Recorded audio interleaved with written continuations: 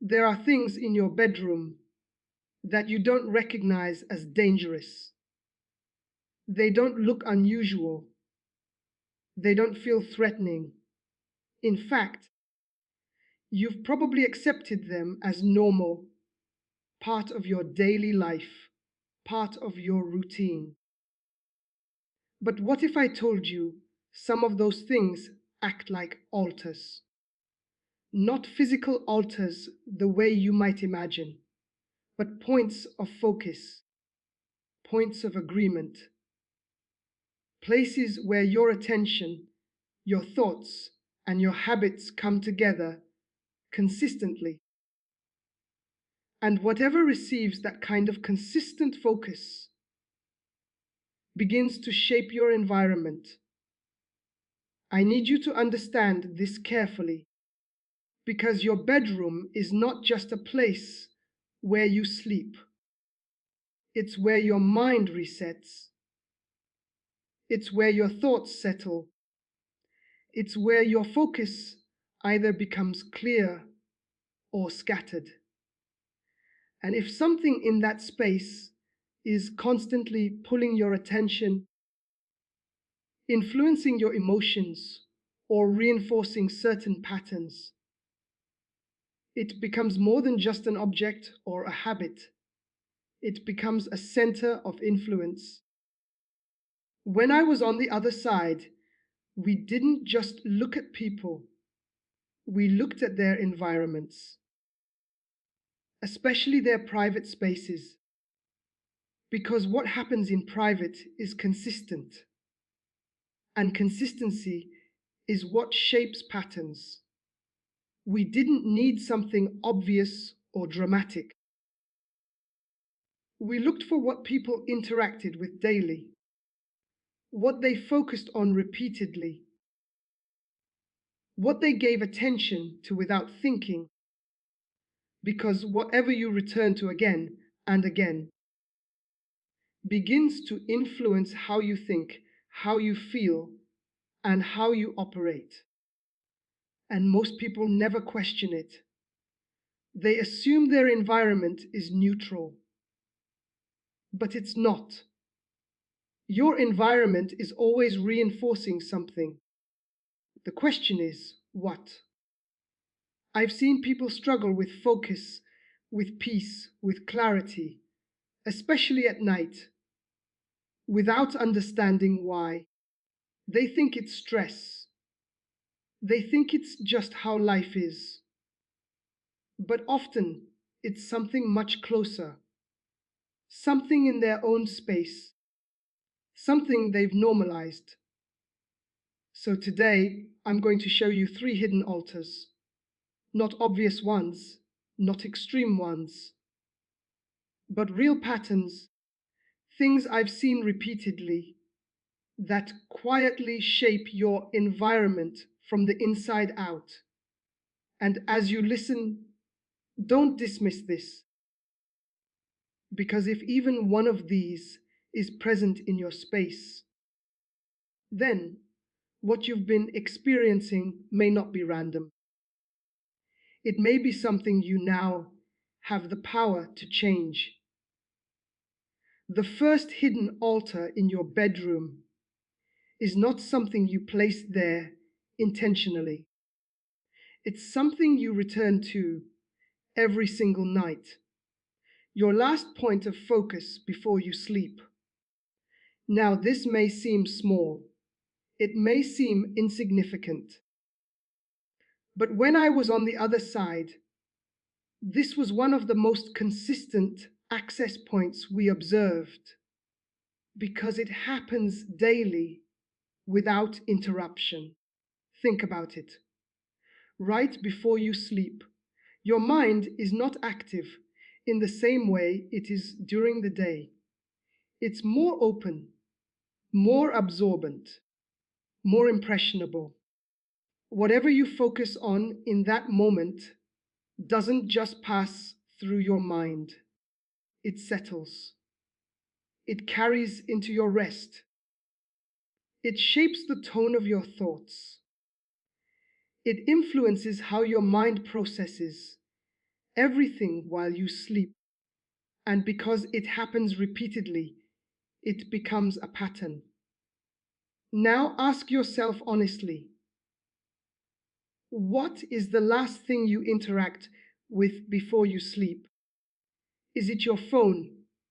Is it endless scrolling? Is it content that fills your mind with noise, comparison, or distraction? Or is it something that brings clarity, stillness, direction?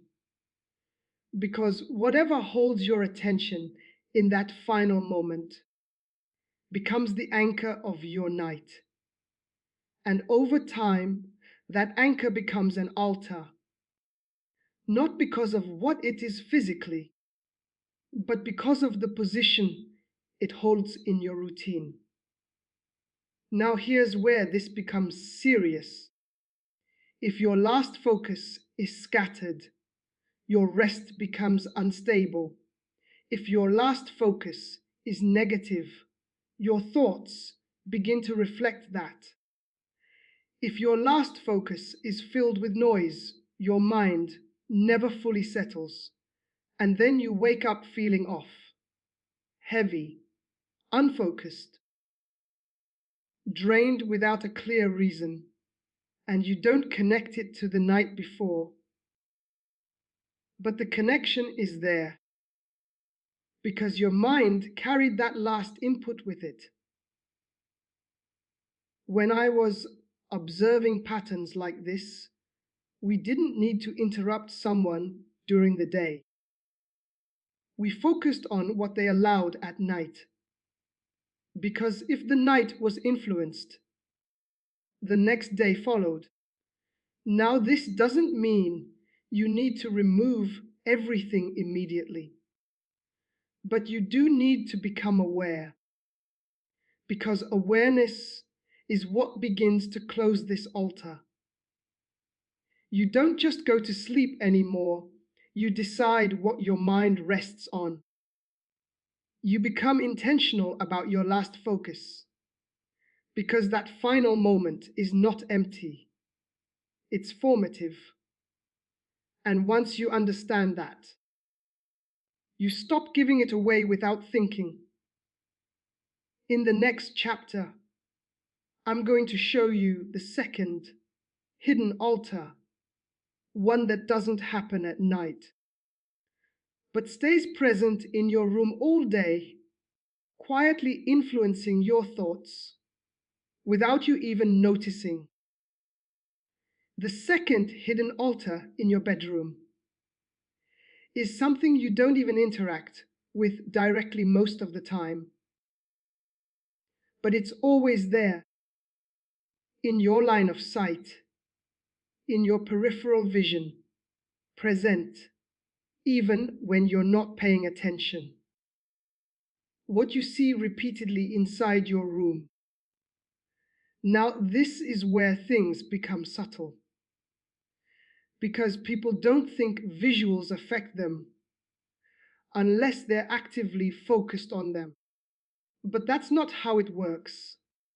Your mind is always processing what's around you, even in the background, even without effort. And whatever you see consistently begins to influence how you think quietly over time. When I was on the other side, this was one of the easiest patterns to recognize because people rarely question their surroundings. They decorate their space, they place objects, they leave things visible, and then they forget about them. But their mind doesn't forget. It keeps receiving the same signals again and again. Now think about your own space. What is always in front of you? Is it clutter? Is it unfinished tasks? Is it objects that remind you of stress, pressure, or distraction? Or is it something that supports clarity, calm, direction?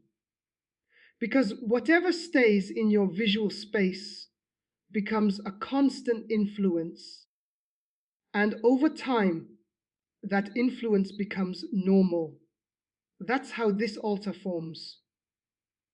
Not through one moment, but through continuous exposure. Now, here's the part most people overlook. You don't have to focus on something for it to affect you. You just have to be around it consistently. That's enough. Because repetition builds familiarity, and familiarity builds acceptance. So if your environment is filled with visual noise, your mind begins to reflect that noise. You may notice it like this. You feel distracted even when you're trying to focus. Your thoughts feel scattered without a clear reason. You struggle to feel settled, even in your own room. And you assume it's internal. But sometimes it's what you're seeing every day. Now, this doesn't mean you need a perfect room. It means you need an intentional one. Because whatever you choose to keep in front of you will shape your thinking over time. So closing this altar starts with awareness. You begin to notice what you've ignored. You remove what creates noise. You organize what feels chaotic. You keep what supports clarity. Not all at once, but deliberately, because every small adjustment changes what your mind receives daily. And over time, that changes how you think. In the next chapter, I'm going to show you the third and final hidden altar, one that is the most overlooked of all, because it's not something you see or touch, but something you carry into the room with you every single day. The third hidden altar is the most overlooked because it's not in your room, it's in you. What you carry into your bedroom, your thoughts, your emotional state, your unresolved pressure becomes the final altar. And this one is powerful because it moves with you. When I was on the other side, this was one of the most reliable patterns because even if someone changed their environment, even if they adjusted what they watched or what they saw, if they carried the same internal state into the room every night, the atmosphere didn't change because they became the source. Now think about this carefully. How do you enter your room most nights? Do you walk in already stressed, already distracted, already thinking about problems you haven't resolved? Do you bring unfinished conversations, lingering frustration, mental noise that never settled during the day? Because whatever you carry in doesn't stay contained, it spreads. It shapes how the room feels. It affects how your mind processes the environment. It determines whether you rest or stay mentally active. And when this happens repeatedly, it becomes a pattern. Now here's where this becomes an altar. If every night you enter your room with the same tension, the same scattered thoughts, the same unresolved pressure, then your room becomes associated with that state, not consciously, but consistently. So even when nothing is happening, you still feel it. You lie down, but your mind won't slow down. You try to rest, but your thoughts keep moving. You wake up and the same weight is still there, and you don't realize it's not just the room, it's what you've been bringing into it. Now, this is important. You don't need to eliminate every thought or problem before entering your room. That's not realistic, but you do need to shift your state intentionally, because if you don't, you reinforce the same pattern every night. So closing this altar starts with a simple awareness. You don't just enter your room physically, you enter it mentally, and that mental state matters. So before you step into that space, pause. Notice what you're carrying. If it's heavy, don't ignore it. But don't carry it in unchanged either. You slow it down. You clear your focus. You release what you can in that moment. Not perfectly, but intentionally. Because even a small shift changes what you bring in. And over time, that changes everything. Now, in the next chapter, I'm going to show you how all three of these altars work together, because they are not separate. They reinforce each other. And once you see the full picture, you'll understand why small changes in your space can create such a powerful shift in your life. Now, this is where everything connects, because these three altars are not separate issues. They are a system, and when they operate together, they reinforce the same pattern over and over again. When I was on the other side, this is what we paid attention to most. Not just one habit, not just one influence, but how everything linked together to create consistency. Because consistency is what shapes outcomes. Let me show you the pattern clearly. You enter your room carrying stress, distraction, or unresolved thoughts. That's the third altar. Then your environment reflects noise, clutter, visual pressure, things that keep your mind active. That's the second altar.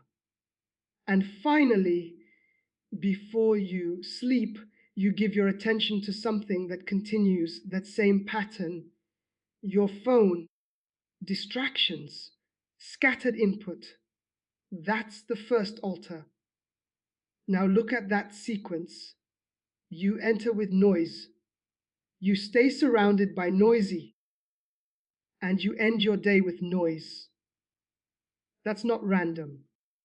That's a loop. And loops are powerful because they repeat automatically.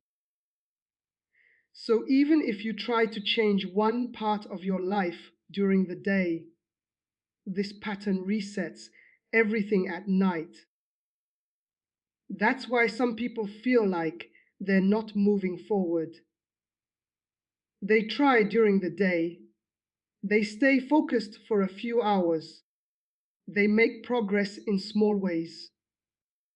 But then they return to the same environment, the same routine, the same pattern, and everything resets.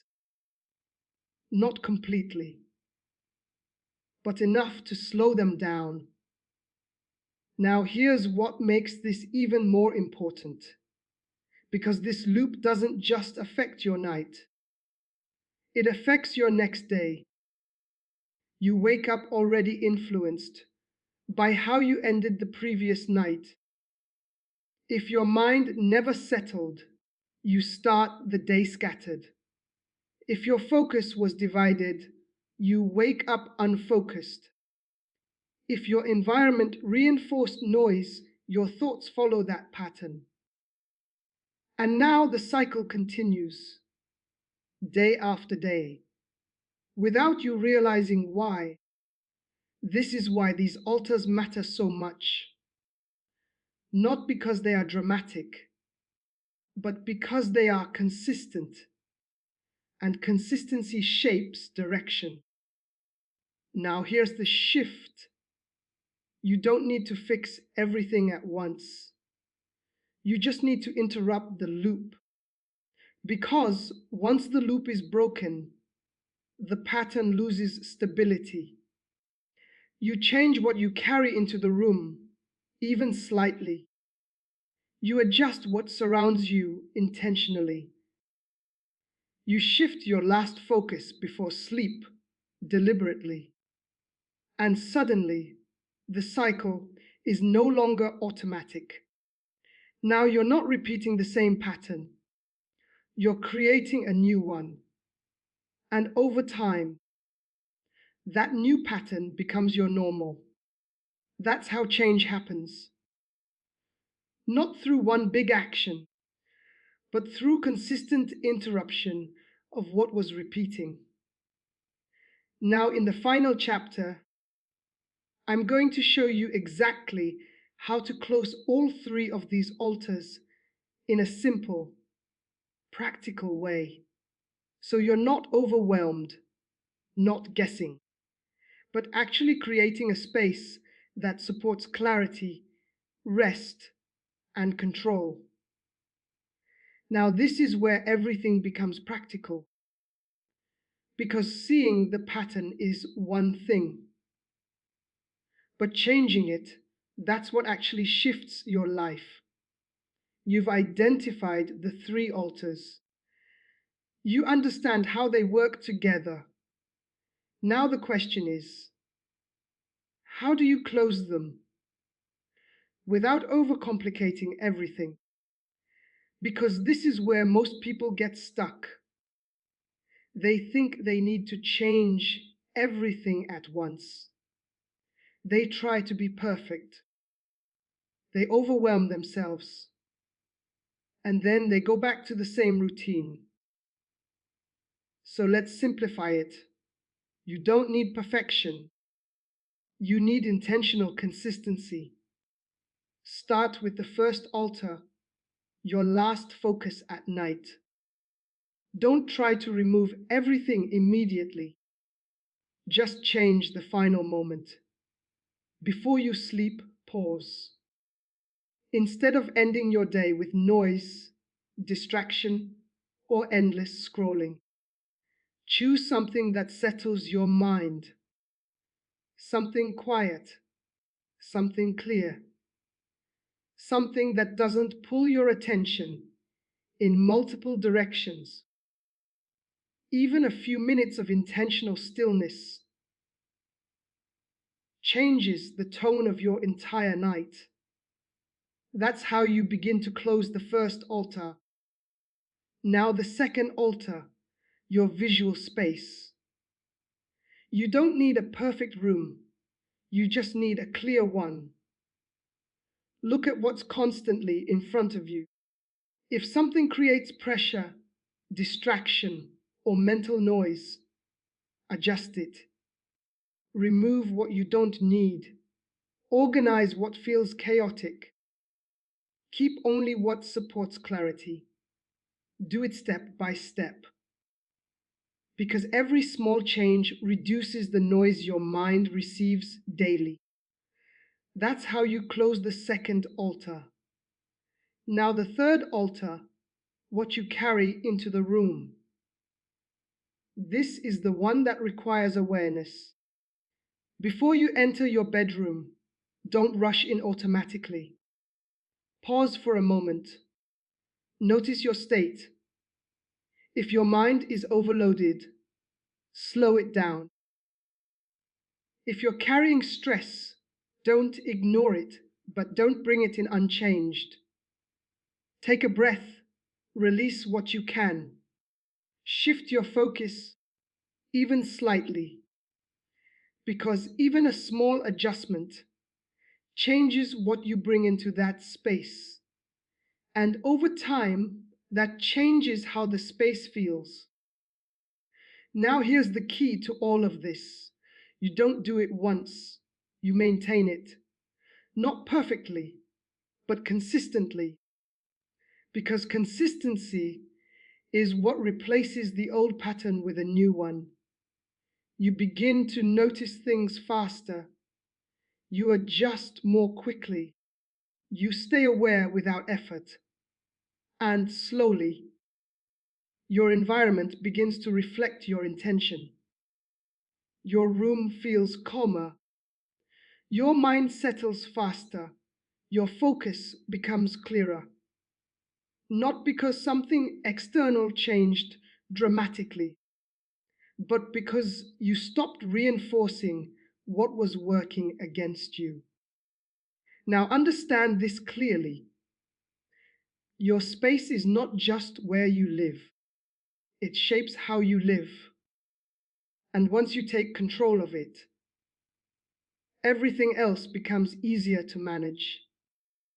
In the final chapter, I'm going to give you one last warning. Because even after you close these altars, there is one mistake that can reopen them without you realizing it. And if you avoid that, you won't just change your space, you'll keep it that way.